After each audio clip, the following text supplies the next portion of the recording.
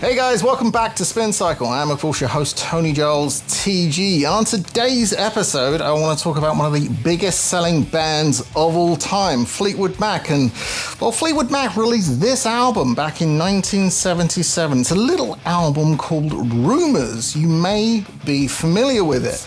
The album is the overall 8th best-selling album of all time and has currently sold over 40 million copies.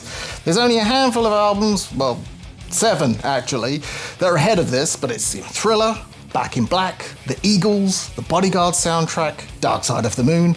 It's a murderer's row of albums that are probably in most people's record collections, and Rumours, there's not a single bad track on this album. It is flawless from start to finish. But that's not the album I want to talk about today. No, because as much as I love Rumours, I want to talk about the album that first introduced me to Fleetwood Mac and kind of solidified my love for them.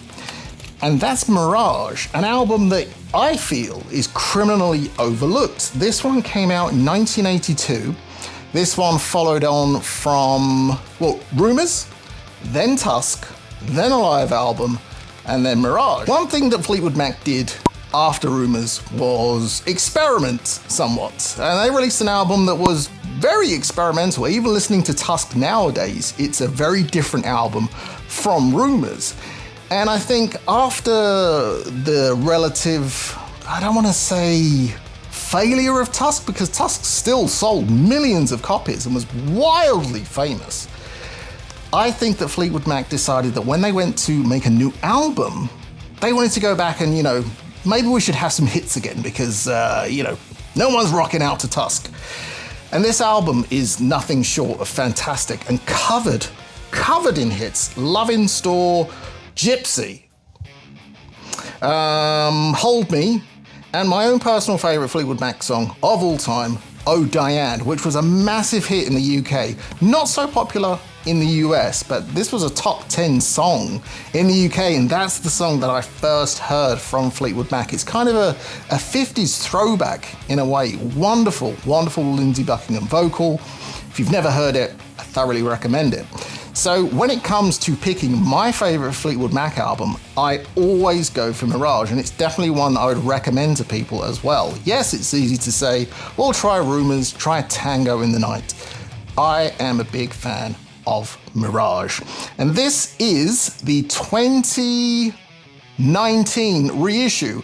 I believe this uses the 2016 remaster, which you can check out online if you want to check it out before you buy. But this is a superb package. You've got, obviously, Lindsey Buckingham, Christine McVie, and Stevie Nicks on the front, and on the back, Mick Fleetwood and John McVie. There we go. Comes with a nice printed inner sleeve. And this little penguin fella down here, which had been a mascot on and off, I believe, for Fleetwood Mac. This was actually on the cover of the single, Oh Diane, which unfortunately I didn't bring with me, but I do own. So maybe I will show that on a future episode. But what's good about this is this album does sound fantastic. This is actually a very, very good sounding reissue. But this is also on Violet vinyl, which I have to say, I don't actually own many Violet vinyl records, and I don't know how Violet this is coming across on camera, but trust me, in real life, this is one Violet vinyl LP.